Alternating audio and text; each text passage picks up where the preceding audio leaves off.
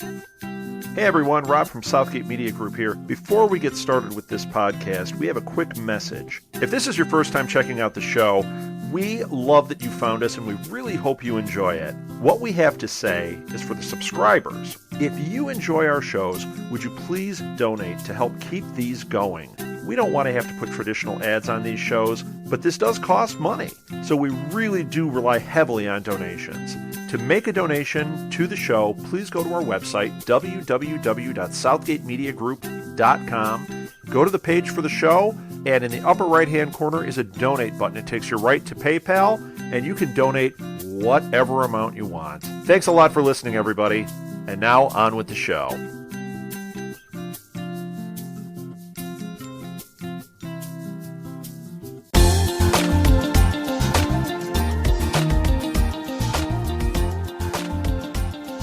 Rebel Rousers, welcome to another edition of Rebellion Reborn, a segment of Primatech Files, which of course is a Southgate Media Group podcast dedicated to all things Heroes and Heroes Reborn related things. I am Lilith, and on the hunt for Evos with me, as always, is... It's me.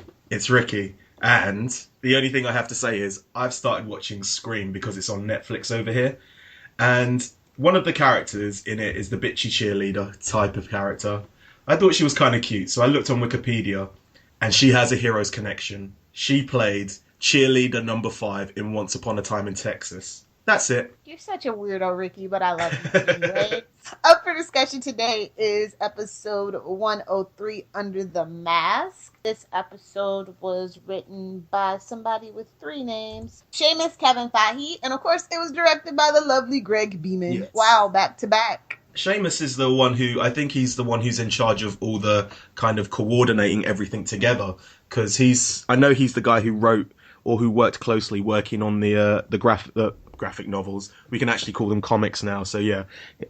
Well, no, actually, they are kind of graphic novels. They're more than, 10 pages. Okay. Sorry. It's alright. Nerd alert, sorry. With that, I will move straight on to the synopsis. Luke makes a startling discovery about himself. Noah discovers that Molly and Hero may have the answers he's seeking. Molly is taken to Renautus and is used to complete EPIC, or Epic, and El Vengador comes to the aid of some Evos. Okay, so we're going to just kind of discuss pairings. So the pairings that we have are basically HRG and Quentin. Yep. We have Carlos and his shenanigans, Tommy and his shenanigans, Malina and her vague, obscure, oblique shenanigans. Luke and Joanne and their no shenanigans. And I guess... And then Erica and Renautus' shenanigans. Definitely. Where do you want to start? I guess I will start with the first person we kind of see, which is Malina and her invisible friend, who we know is... Her invisible fairy godmother. Yes. We know her name is Farah Nazan because obviously we've tweeted at Nazine Contractor and she said that's the name. So yeah, there's not really much to say apart from the fact that Melina's kind of, I don't know if she believes in herself at this point because she says, I don't think I can hold it back. But she's also at the same time kind of being built up to, she's got the destiny and she's kind of being built up, which I kind of like it, the fact that there's a hero who's not believing in their powers and for once someone's just like, yeah, you can do it. Well done. And then, the old sportsman kind of pat on the behind kind of thing. I have a theory about Melina's fairy godmother. Yep. I think not only does she have the power to be invisible, but maybe possibly astral projection or something like that too. Yeah, maybe because she might. Maybe that's how she's. Because the Carlos connection. I was thinking about that as well, but I don't think that it is that. I don't think it is Nazine's character with Carlos. I think it's Flying Girl who we met today or in this episode, but we'll see eventually. Who knows? Oh no, because we in the clip for next week or the coming episodes or whatever, we see them in a park or something. So. Okay. Could be LA. Yeah. Still. Maybe. And then what happens towards the end? I don't know. I was just kind of questioning, what is she doing? Is she kind of holding something back, or is she just practicing her powers in the Arctic where kind of no one can really find her until Project Epic launches, in which case, you know, they're on her tail. Well, and then, the news report, one of the news reports were like, oh, we can see the Aurora Borealis as far as, like, I think they said, like, Toronto, Canada or something like that. Yeah. One of the major cities in Canada, which is only, like, 3. No offense, Canadians. And, that's the only way that they're kind of linking kind of these stories at the moment through the newscast, which is very... Arrow-esque. Yeah, and it's also very in the background and very, not subtle, because you can hear them, but if you're not really paying attention, you wouldn't get it. So, yeah. It's kind of like how they did it in the first episode. So I kind of like it. It's getting annoying. It's like the exposition and foreshadowing dump. It's like, okay, that trope is played out. Let's move on to something else. Thank you. So, yeah, that's all I really have to say about it. She's obviously now being hunted, so... I don't know if... They're there. They're in the Arctic Circle. Harris and his goons. Exactly. Harris. How dare you? His name is Cloney. I tweeted Cloney McGinty just for you, by the way. So, yeah, I don't know whether or not Renautus... Well, obviously Renautus know about her, but why do they want her is the kind of question, I guess, which... Well, her fairy godmother said that the world was going to need her power, so maybe she can, like, control the weather and the... Like, we know that she can control the elements, and so if the Earth is, like, maybe dying or something, they want to use her power to, like, fix that, to get a complete cycle on, like, the sun and, like, all that stuff to grow crops, maybe? Maybe. Who knows? It seems like, well, we'll get into the kind of Renautus vibe of it when we get to it. I think that's the largest part, so we should kind of leave that to last. But yeah. Can we get Tommy out of the way, please? Yeah, why not? Okay. My 3 thoughts about Tommy. Tommy is definitely the new Claire. Yes. Tommy has terrible taste in favorite t-shirts. And he has terrible taste in music.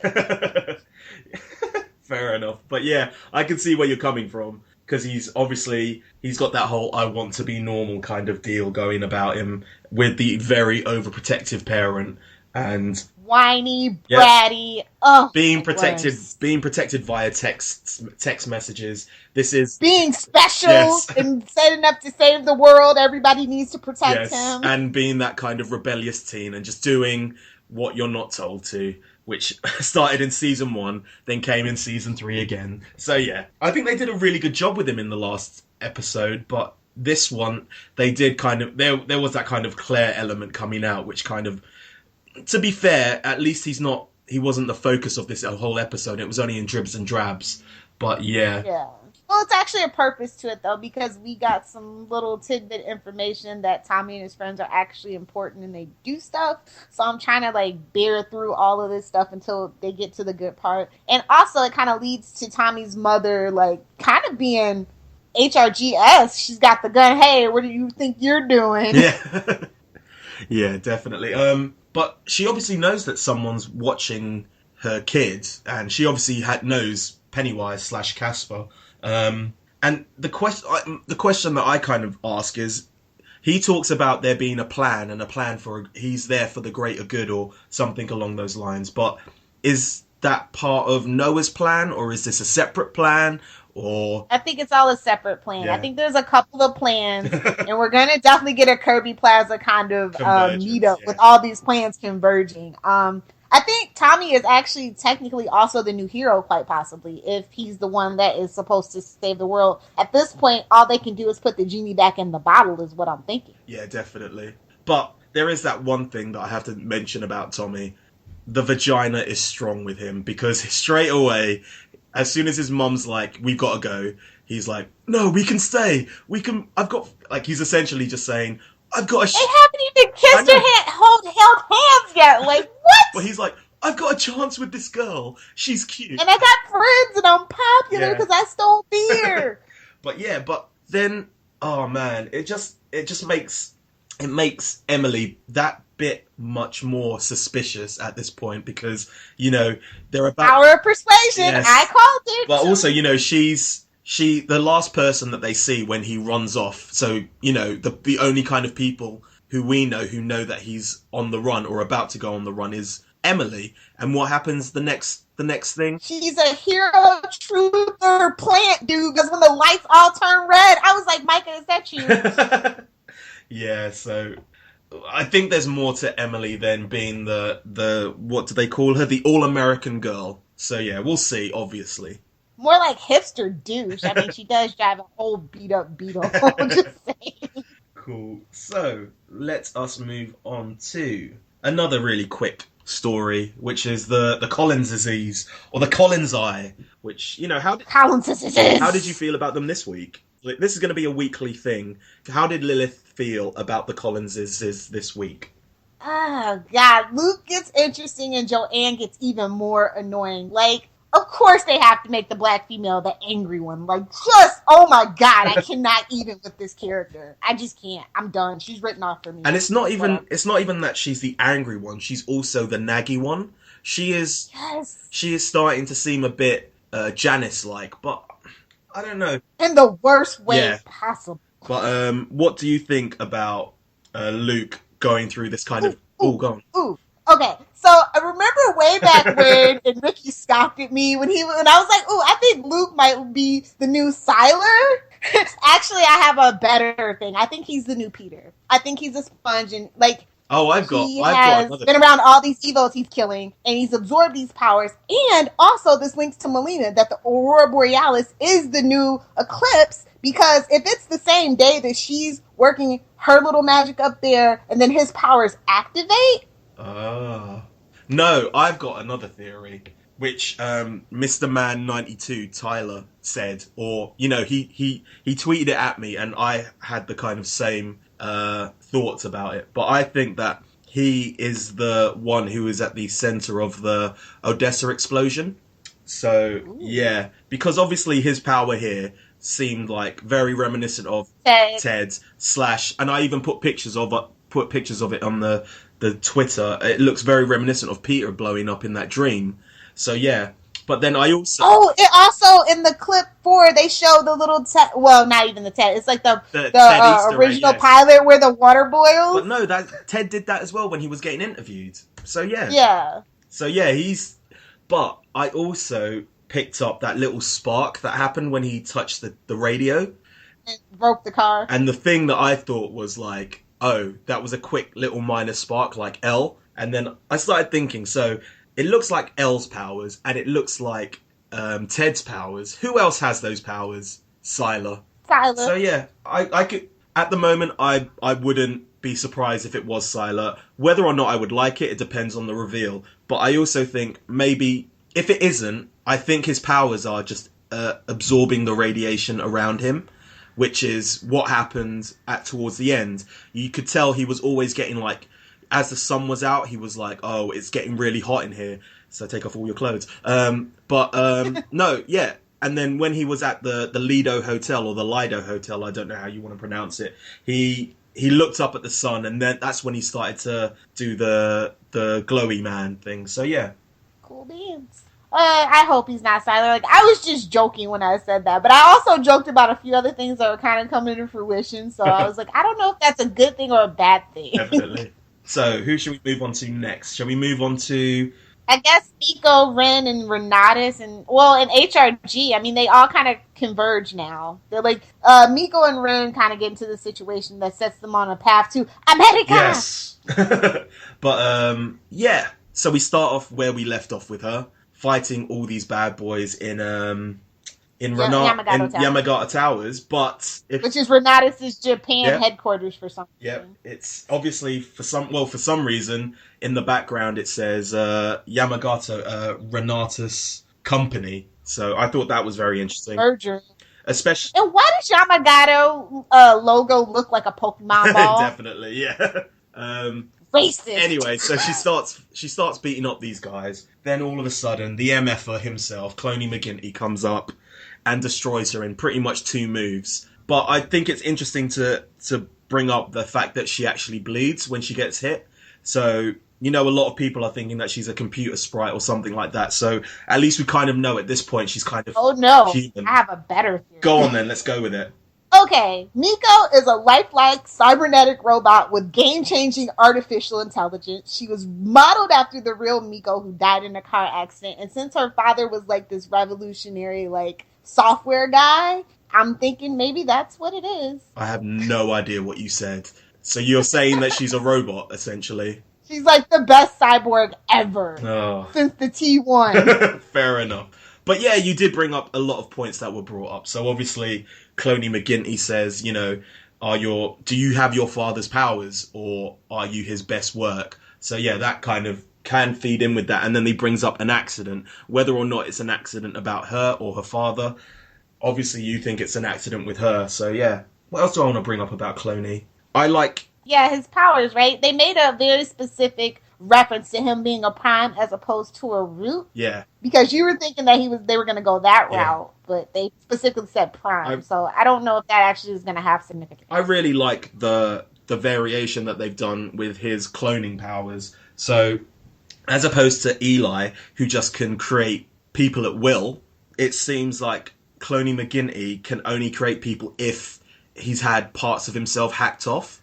So obviously in this episode we see his hand get hacked off, and he regrows his hand, and also at the same time his hand regrows the rest of his body, which is why he's the prime and the rest are kind of clones or something like that. But there's an interesting thing that if you see, when he holds the sword for the first time, you can see scars around his fingers, where obviously he's literally just been like cutting off a fingertip and making a whole body grow. But yeah, I kind of like I like that variation. It's a little bit different to what we've had, but it's still a variation on the kind of cloning powers. So yeah, and then it ends with road trip because yeah, right. Ren follows her, and he like steals a pass, and he makes his way up there, and he saves her just in the nick of time. There is the one thing I really liked about Ren was when he used his phone to look round the corner. I thought that was really, really good. But yeah, anyway. Also, when he showed up originally at the towers, he was still like, it looked like he was still in the game interface. Yeah. Did you see that, where it was like pink skies, and then it was like the actual place? Yes.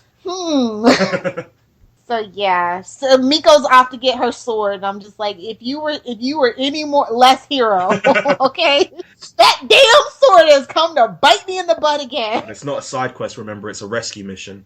Side quest. What should we go to next? I think we'll go to Carlos and Deering because the rest of them all kind of converge on one each another. So yes. Oh, Carlos, my little baby, what are we gonna do with you? You're not ready to don that Vengador suit. I thought it was really quick, him putting on the suit, but then I really liked what they did in the episode. And basically, he puts on the suit and he gets his ass handed to him. That was great. Yep. And also we learned that James Deering is not only a dirty cop, but he's Nathan 2.0. He has a power, and he is after Evos for monetary gains and power. Yes, but is he, a question I wanted to bring up, which I will bring up in Burning Questions once again, is he kind of selling these specials onto Renautus because that would link the whole kind of thing together? Mm-hmm. That's just an idea, because obviously we know that Renautus are looking for specials with certain abilities at this point. So yeah, and also, you know, he's bagging and tagging people essentially, because he throws Flying Woman out the window and has tagged her. But yeah, you know, it's Carlos putting on the suit, realizing that Deering has a power, and Carlos just getting his ass handed to him. Whether or not, I still am up to debate about whether he has powers. Like, we'll talk about the trailer, but here he takes a beating from a guy with superhuman strength, essentially, jumps out of a third-story window, and still somehow manages to survive. Yeah. But you can also... I'm thinking that's how he survived Afghanistan, too, maybe. So maybe he's got a power of, like, invulnerability, but it's really weak at the moment. But also, I don't know, I still like the idea of him being a hero without powers and being... Yeah, so hopefully, but... Then the trailer at the end kind of gave something away, or at least I think gave something away, but we'll move on to that and my theory about that later on. So yes. But what did you think about Dirty Deering? Dirty Deering. I mean, it's not much. It feels like it's just kind of in passing to get to another stage of the plan. Do you know what I mean? Definitely. Not really going to be around to be a nemesis for Carlos, I don't think. I think he's going to handle that eventually. But shout out to the priest for just showing up out of nowhere. Father. Convenient plot point inconvenient. What's his name? Father Mauricio. He finally got a name. So next. So HRG. Yeah, let's go with HRG. And Quentin. Or, as I have now dubbed them, HRQ. What? No. Yeah, I like it. What are you calling them? I don't even know. No Print it. No tin. No tin. That sounds like a Dr. I know, clone. Anyway, yeah, so they're still in Odessa. Like, they haven't managed to get out of Odessa. And he's still bleeding heavily. It's like, Quentin, I'm sorry, I love you, babe, but you are dead weight like a mug. Definitely. There's the whole kind of... Quentin brings up, like, a really good point when they're in the car together, and he says, you know, obviously, when you were bagging and tagging people, were you bagging and tagging them for Renautus the whole time without knowing? And that kind of brings up the kind of middle management of Noah once again. But yeah, I really like that kind of idea that, you know, Renautus has been behind it for the past 5 years, and Noah has unwillingly helped them essentially create this kind of...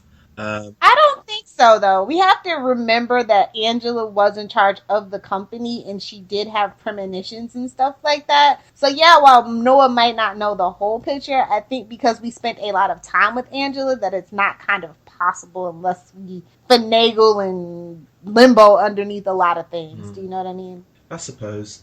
Did you get that kind of Founders vibe at the beginning with Yes. an artist? And I was At the Yamagata, I was just like, okay. I was totally trying to count how many there were, because if there were 12, I was like, yes, we are definitely back in Founder territory with 12 of them, the 12 disciples, with Erica as the Mary Magdalene. But yes, what else? Obviously, Noah starts to he's starting to put the pieces back of his memory together, and he realizes that he was at the same hospital a year before, which is where he kind of probably saw someone who looked like Claire under a blanket. That's still pretty much up in the air as to whether or not she's actually dead. There's a lot of people on Twitter going on about this. I think it's one of the cases of just wait to see what the story tells you. They can say she's... How did she die? Exactly. Like, okay, this is the thing. If Claire was literally the indestructible girl, and maybe Renautus was behind it, then nobody's safe. Yeah, definitely. And maybe that's the point of it. Maybe she actually is dead, and that's the whole point of it. It's like, Renautus is way too powerful, they have to be stopped. Or maybe they've got her, and they're using her power. But we'll get into that later. She's next door to Phoebe. Yeah, probably. We'll see. But yeah, what else happens? We find out that he's started a plan, or he's talking to someone around the corner, and then... It's Molly. Is it Molly? I don't know if it's Molly. I think it could be Hero, but we'll obviously find that out in The Day, I think it's called, the episode. I think Hero contacts him when he goes to look at the dead body. Okay. And then it's Molly that he's talking to around the corner. Maybe. Probably. Molly, speaking of which, man, they have destroyed this character. She is a complete and utter idiot. Yep. What is it that Quentin says, or he says? I think when they're heading towards trying to save Molly, Noah brings up that Renautus are digitizing powers, which is a really weird way of saying it. And how does he kind of know that? But that's another story. Well, he saw it in level 5. He figured it out from that. Oh, okay, yeah. And then, obviously there's a big plan. Who has this big plan? I'm assuming it's Noah's big plan. I think it was all the Evos, and since Bennett has proven that he could be trusted, they let him in on it, especially since he's Claire's dad. Do you know what I mean? I feel like all the Evos kind of got together. They got wind of Renautus's plan, and they tried to stop it like that. That's what I think. Maybe. But obviously the plan is so big that Molly, as opposed to escaping, she would prefer to run into the belly of the beast that is Renautus. So that tells you how much they care about this plan. My God.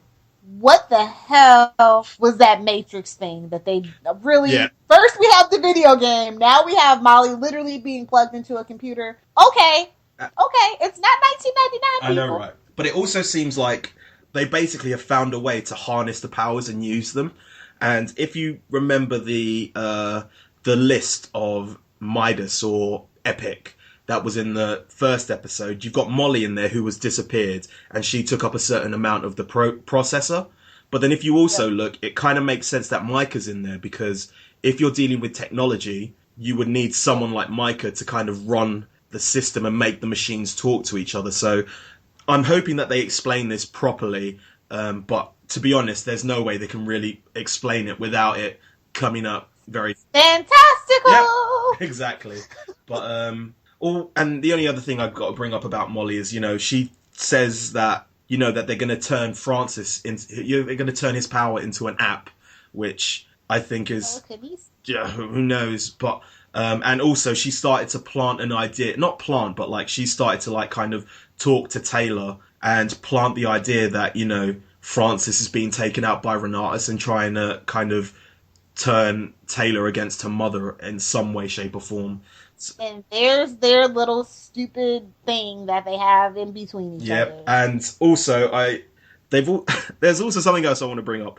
The fact that when Molly gets shot, the guy who shoots her pulls out this massive gun and it's got darts in it. I just found that really weird. But yeah, it's just a minor thing for me. Train guns are big, dude. I finally figured out what kind of sort of bothers me about Francesca Eastwood as Molly. Yep. She looks like a living, breathing Bratz doll. And that's not like a negative thing, but like I couldn't figure out what was bothering me about it. But I was just like, oh yeah. Her eyes are quite... She looks like a Bratz doll. Her eyes are quite far apart, aren't they? But yeah. I think she's related to Charlie.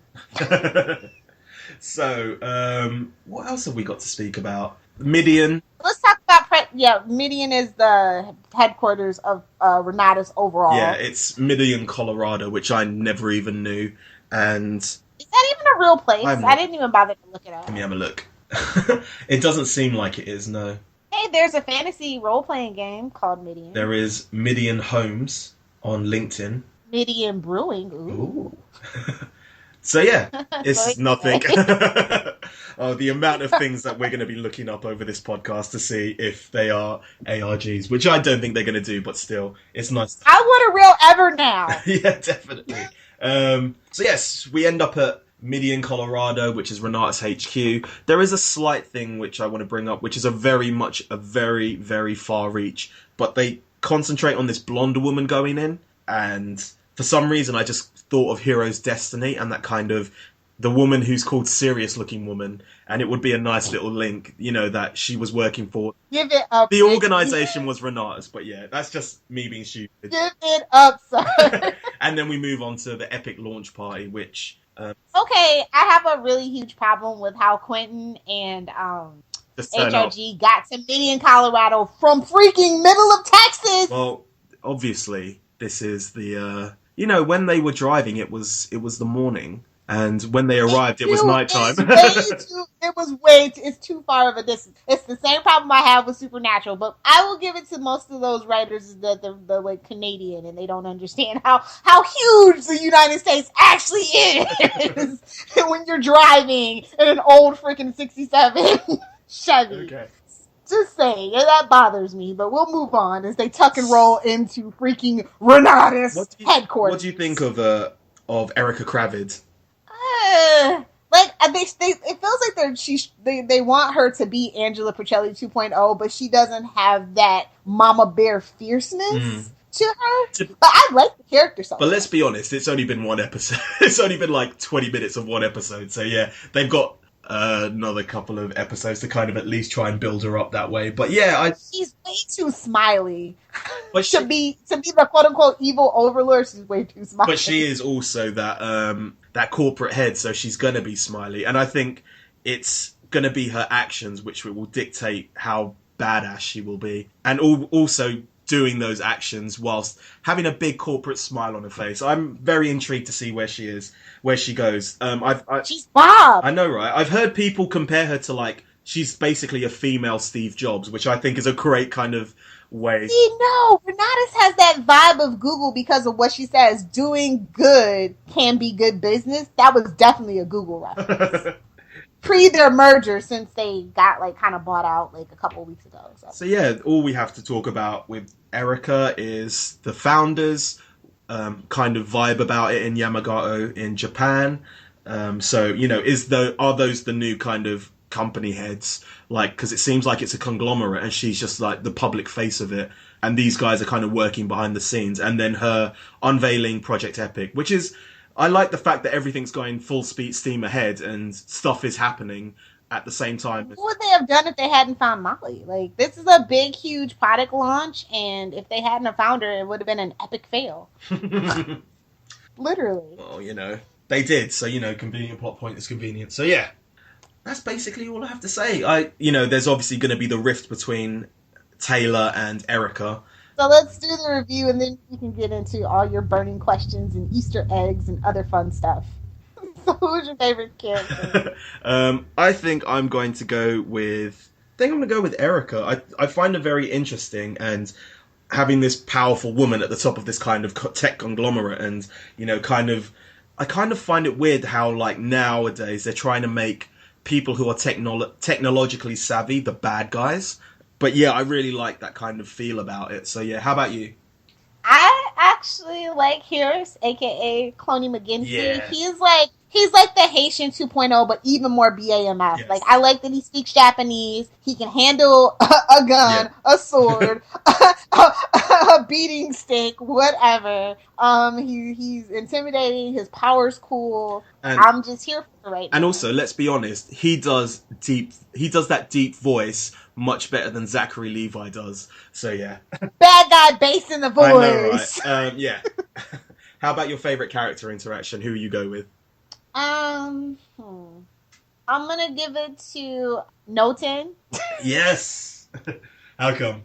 I don't know. Obviously, it's a little bit of exposition. Their conversation is like supposed to get us asking questions too. But like, he's like, when they were in Renautus, he's like, I hate you so much. It's just so funny because it's just that odd couple, and Quinn is just the dead weight, and HRG is just trying to use him in any way possible. And it also has that kind of feel that they have scripted everything that Noah's, like Jack Coleman's saying, and they've just said to Henry Zabrowski, just go with whatever you think you should be saying. Yes! And Noah is literally just, like, Jack Coleman is just reacting to everything. And he's reacting great because most of the time he's just doing that kind of stoic, kind of deadpan looks over. And when he punched him in the arm and then just, like, pushed him up against the wall, I thought, oh, that's genius. But yeah. /fic jumpstart. What's next? Next, do you have any favourite scenes? I like when Tommy's mom just shows up with the gun, puts the guns to the head of Casper. They're having this conversation. I'm like, oh my god, could you be more embarrassing as a mother? Also, she appeared out of nowhere, didn't she? Like, 1 second, Tommy's doing push-ups. The next second, you turn around and she's, like, there in the doorway. Like, I don't know. That's mama powers, though. That ain't... Are we sure? Because you never know, but yeah. Mamas are creepers, son. My mom used to do that same thing to me.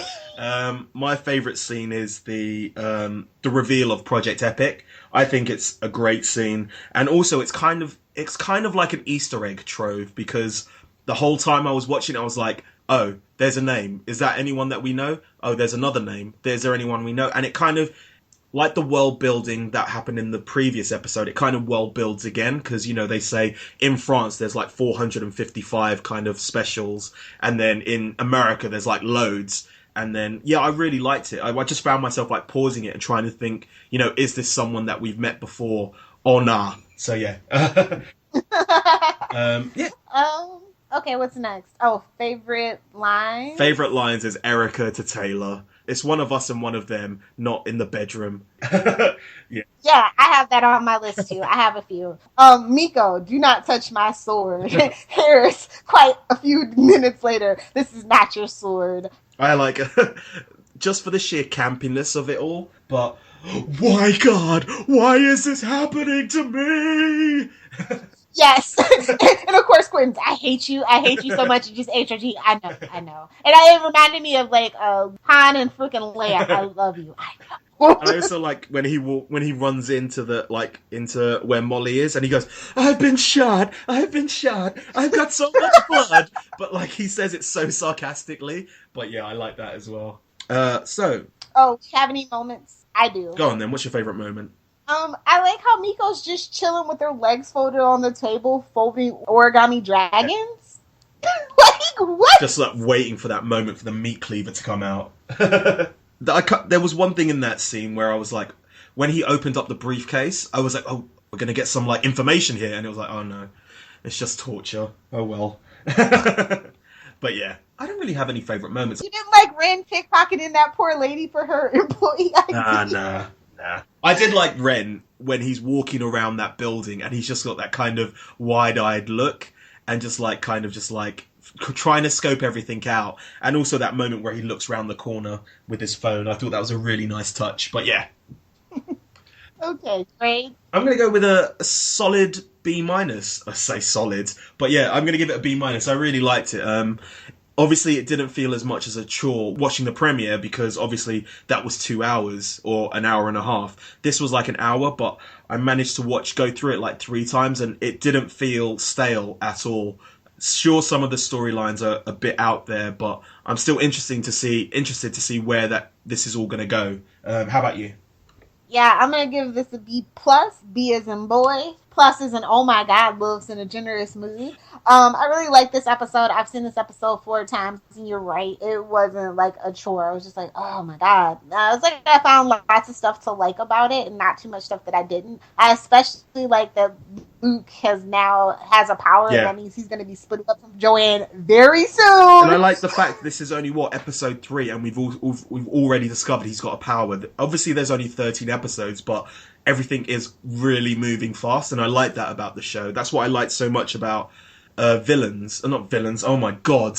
Why did I say that? You take that back, Ricky. That's why I like Fugitive so much, because it was so quick and so action-packed for most of the time of it, so yeah. Speaking of that, I did find their ratings for you. Our premiere was, it had a 1.9 in the demo. It garnered 6 million viewers. That's a 2-hour average, though. And this episode had a 1.6 in the demo with 5 million viewers. So they said it was like a 20% drop. But, I mean, that's to be expected from the premiere to the next episode. That happens to almost every single show. But didn't it kind of doubled in the +3s and +7s, didn't it? Yeah, so it's doing really good in the rewatch categories. But so if you're in America and you have a cable or satellite and you have a DVR box, what you want to do to support Heroes is you want to watch it again before 12 Eastern Standard Time or whatever time it is in your thing. And you also want to watch it with the commercials. That's the only way it actually counts if you watch it with the commercials. So I'm just going to go over a little bit of stuff, world building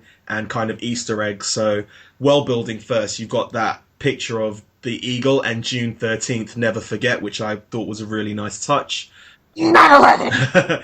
You've also got the radio show that they're listening to in the car, which I think is directly lifted from Heroes Reborn Dark Matters, when Quentin is in the car with Ali on the way to Odessa. I think they're listening to the same radio program. It's a Rush Limbaugh right-wing radical kind of illusion. Yeah. We also have Yamagata, a Renautus company, and the Northern Lights in the Arctic being read on the newscast, which is obviously the kind of Red Strings of Fate thing that we always mention. So yes, and Easter eggs. I have quote-unquote cranes, which it isn't because it's obviously dragons, but obviously origami was a big thing in the seasons. We also got a Hiro Nakamura name check and a Claire. Twice. Yes, and we got Claire, what we assume is Claire. I saw an Easter egg in Luke blowing up, as in Peter blowing up. The bomb on Tommy's favourite T-shirt is very reminiscent of the floor mural, and obviously they brought up One of Us, One of Them. So yes, your burning questions. Yes. So like finally. I've said some of these already, but yeah, I'm gonna say them again. What are the waves that are coming in the Arctic? Luke, we obviously know is an Evo, but was he the one who was at fault for what happened in Odessa? Joanne brings up, in the car, she brings up the couple that they killed, the Shelbys in Atlanta, I believe it is. Is that going to be the subject of one of the ebooks? Are the cops working for Renautus? Dirty Deering, is he working for Renautus? Obviously, is Hachiro the one with the power? Is Miko a manifestation of that? Is Miko or her dad dead? Which one of the ones was in the accident? Is Emily part of the plan? Are there 2 plans or 1? Yes. And finally, this is one that I kind of isn't a question, it's just a theory. And so you've got Sylar. We've posited the fact that Sylar might be Luke. Might be, maybe, who knows. But obviously, you've got the spark, which is very reminiscent of L. It's not as big, but yeah, it's... Hold on. Wait a minute. Let's back up. He actually can't be Sylar because of these specific powers. No, wait. Did his powers get wiped before or after he killed L? It was after, so yeah. But the Ted powers got wiped after, when in between those seasons, remember? Okay. But anyways... But the L powers, yeah. But then I also thought Luke, as in Campbell, and Collins, as in Abby Collins. But I don't think he ever met Abby Collins. So yeah, it's a real big reach, but it was just something I wanted to bring up. We've got the trailer and we've got Inside the Eclipse. Just little things I wanted to bring up. So obviously they show what's going to happen in the upcoming episodes in the trailer, and I'm asking, like, what is coming? We still don't really know. Carlos in the kind of trailer is punching at a punch bag, and he punches it and he breaks it. I'm wondering if he has... Could be an old punching bag, though. Maybe. But I'm wondering if he's got kind of Peter's powers in the fact that he absorbs the powers of those around him by touch. So did he steal kind of James Deering's powers without knowing? So that's just an idea. Ooh, so he's the Peter. I know somebody's going to be a Peter. Definitely. It seems like Taylor's going to kind of turn against Erica. You know, she's got that kind of sympathy for Evos now because she has, you know, Francis, who she quote unquote loves and whatnot. And then Luke. The D is good! And then Luke, you get that little Easter egg with Luke of the boiling water. So yes. And quickly, I just want to talk about the Inside the Eclipse, which concerns itself with this episode Under the Mask. Some things I wanted to bring up was Carlos. When he first starts up, he starts on the path of vengeance, but it obviously starts to turn into something bigger. And that's because of James Deering, and Deering is that kind of motivation for Carlos. He's able to kind of put a face to the evil that's behind, you know, his brother's death. Francesca Eastwood talked about Molly and how she loves the human race no matter what happens, and that's why she tries to relate to Taylor via this. She starts putting the idea in her head that, you know, her boyfriend's gonna be taken out by her mother or something like that. Rhea talks about having to defend her character to her fellow actors. One of the writers says that the inspiration for Erica was that kind of the tech giants and the dot-commers, and they thought it would be interesting to kind of villainize those kind of people. And Rhea compares her character to Steve Jobs crossed with Cruella de Vil, which I think is a very nice little thing. She says that Erica kind of believes in the bigger picture, even if it means sacrifice, which kind of reminds me of Mama Petrelli. Tim Kring was talking about Harris, the character of Cloney McGinty, and how he will be present in pretty much every story because of his power. And then we got Pruitt Taylor Vince talking about Anne, who is Tommy's mother, and the pressure that she kind of feels, not only having to look after a teenage boy as a single mother, but also to deal with the fact that her son has these powers and trying to protect him because of that. And they're obviously trying to build on the fact that Tommy is a cut above the rest of the Evos and that there's something quote unquote special with him. And Zachary finally closes out the kind of Inside the Eclipse by saying, is this kind of like him blowing up, is that going to be kind of a downward spiral for him, or is it going to be his like chance to take a new path? So yeah, Inside the Eclipse, you should watch them. They're very interesting. I actually wanted to bring up 2 interviews that I found on the internet. Sorry. And of course, Ricky will put the links in the show notes. The first is a Parade interview with Zach Levi. It's not a lot of new information, but there is a bit of a contradiction from the information I learned in the book, which supposedly is canon, and what he says. I don't really know what's right. I'll get to that when we talk about the book. And also, there is an interview on starpulse.com featuring Toro Ichigato, and it's cute and adorable, and you should read it. Cool. So, I guess we will talk about the ebook. Okay, so the first ebook just came out after the premiere. It's called Brave New World, and it is actually a novelization of the first episode. I wasn't expecting that because it wasn't the original plan, so at first, initially, I was a little bummed out, but there are extra quote-unquote scenes included, and it's a really cool take on it. You get a little bit more in-depth analysis behind the characters. You learn that Tommy's mom is a neonatal nurse. Yep. You learn about this really cool scene that the Collinses have with a state trooper. So yeah, there's a few extras. It's definitely worth picking up and checking out. Yeah. Also, something I think that has to be brought up is the Noah and Haitian scenes are a bit more... Yeah, Renee makes an appearance. But he's very mysterious about it, and it definitely indicates that he was cooking something up with Claire and quite possibly all the other Evos that he's met along the way in the original Heroes show is what it feels like they were trying to set up. A few of the lines are changed. Yes. So. Yes. I also want to bring up the fact that they say in the book that the Collins kid did have a power, and that is why they were... Zachary Levi's character wanted to bring him, but it feels like it might have been a secret between father and son. Okay. But like I said, Zach, in this recent interview with Parade, actually said that wasn't the case, but the book is based on actual scripts, so I don't know, maybe they didn't fill him in on that. Maybe. So if you want to know more about the ebook, you can first, you can get it on Amazon, but you can also listen to our interview with David Bishop, the author. The interview will be dropping later on in the week, so yeah, keep an ear out for that, guys. Oh, one more thing that I learned in the book is that Evo is actually kind of a slur, and the preferred term is enhanced human. Oh, okay. So, about that game. So, thanks to the guys at Heroes Universe, follow them on Twitter at Heroes Universe, they gave us exclusive access to the first game, which is Heroes Reborn Enigma. I can't say much about it because obviously they don't want me to. We're gonna do a review on it on Thursday, the day before it's actually released. But I can tell you it's highly addictive. It's very puzzle based, and I'm not the biggest gamer, but I have found myself playing it and trying to complete it as soon as possible. And it is filled with loads of little Easter eggs, which we will kind of talk about more once the game is released. But yeah, I'm really enjoying it, and it's out on. Oh no, I was gonna say, now I thought originally that they were supposed to release the PC/console game, and this was like an addition to it. So it's very interesting now that they're actually releasing this first. Yeah, I'm interested to see how the stories connect with each other. I'm also very interested to see how this plays out, because I've got theories on where the story is based and kind of everything. They've answered when we first started talking about the games. I was asking the question about why this person had kind of two powers, which weren't very similar, and they go into that, and I'm really intrigued to see where it's going. I'm currently about on level 24 of like 32 levels, and I've been stuck for like the past hour, and I had to put it down because, I'm not the most... You had to record the podcast. Also, I'm not the most patient of persons, so I find myself like being stuck on a level for about half an hour, having to put it down and then come back to it. Yeah, I just think you guys will enjoy the game. It's very, very addictive. So yes.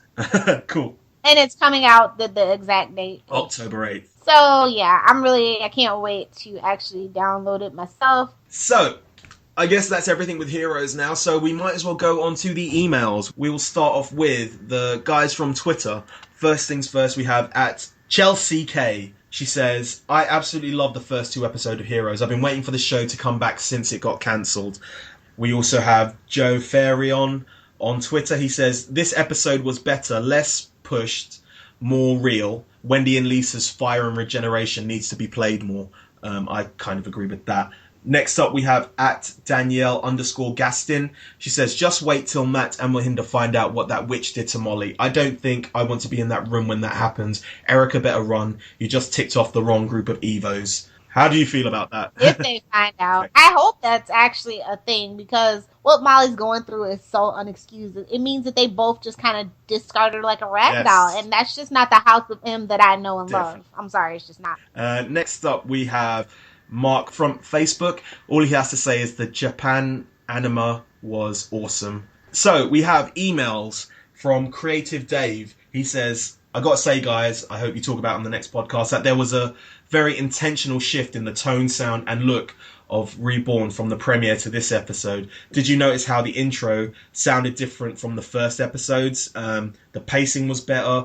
The first season had simple stories and was slower than the Reborn premiere.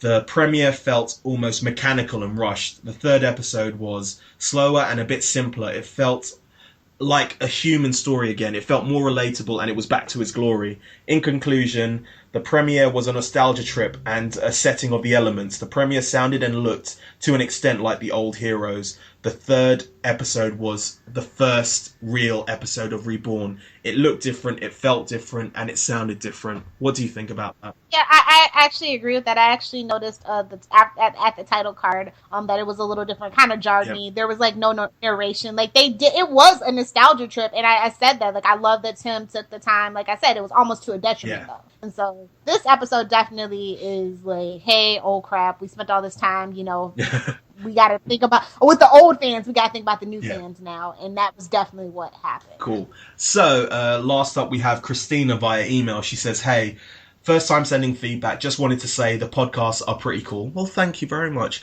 And point out some things such as foreshadowing, which is not as strong as it was in the first series, though definitely takes part when visiting Primatech. I just want to speak about this. Basically, they may be foreshadowing. We just don't know that they're foreshadowing to anything yet. So I think that's... The news report. Yes. Just listen to the news report. Exactly. She carries on with, as well as old themes such as belief of saving the world and all events happen for a reason. She says, though the first 3 episodes revolve around the mystery of June 13th and Molly Walker, she feels that that's not going to be the main focus.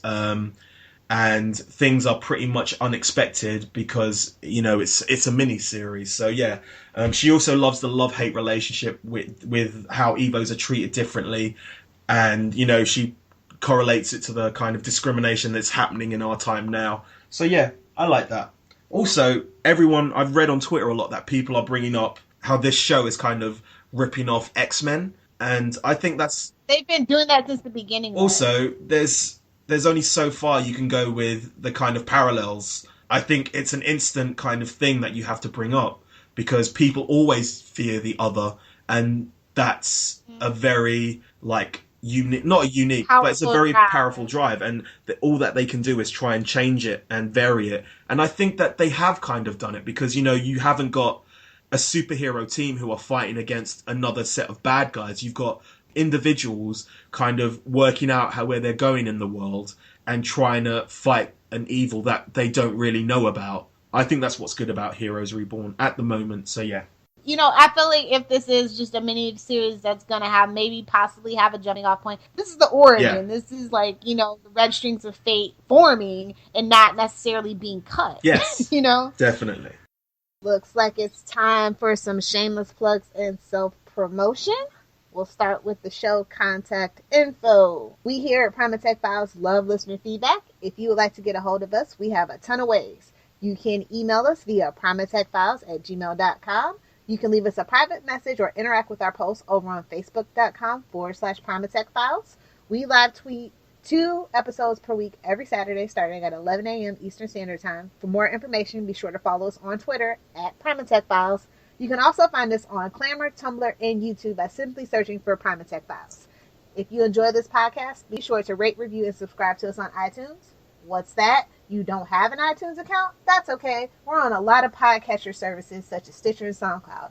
All you have to do is search for, you guessed it, Primatech Files. We're also on Libsyn, and if you want to follow our RSS feed there, all you have to do is go to primatechfiles.libsyn.com and bookmark the site to stay up to date with this podcast. Libsyn is spelled Libsyn, just in case you were wondering.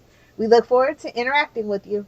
If you love our podcast, be sure to check out Southgate Media Group's iTunes provider page to see a list of what other podcasts are hot and trending in our network. Or you can take that one step further and visit southgatemediagroup.com, where you can find a full list of our 80-plus podcasts, along with weekly blogs and information about all the hosts. With so many podcasts that cover everything from anime to wrestling, there's sure to be tons of podcasts that could interest you. Hey guys, you should know by now that you can find me on Twitter @LilithHellfire. If you have a Tumblr, be sure to check out it's lilithhellfire.tumblr.com. And of course, be sure to swing by my blog if you are a pop culture junkie or comic book geek at littlepopculturevulture.blogspot.com. I also host several other podcasts on the Southgate Media Group network.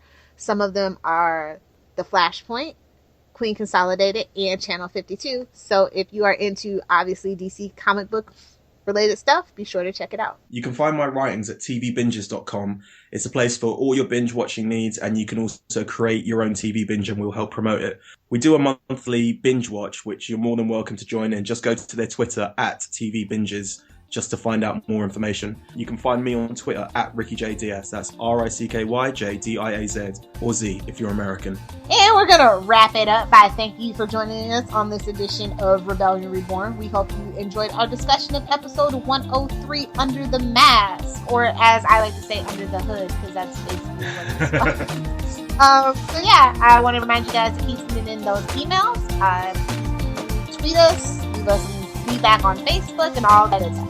Keep the rebellion alive.